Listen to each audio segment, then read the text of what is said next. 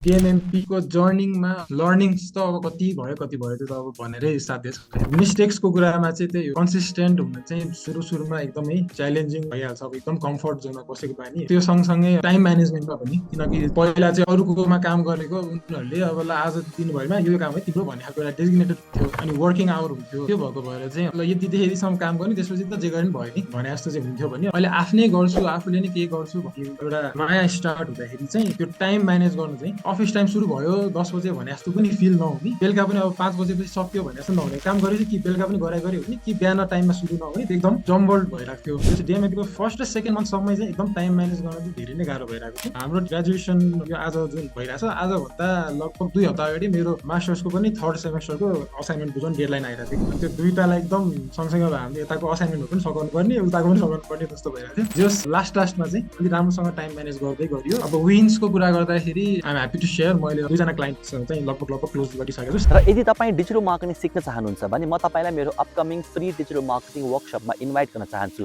बायोमा जानु होला, त्यहाँ एउटा लिङ्क छ, त्यो लिङ्कमा क्लिक गरेर मेरो अपकमिङ वर्कसपको लागि रेजिस्टर गर्नु होला।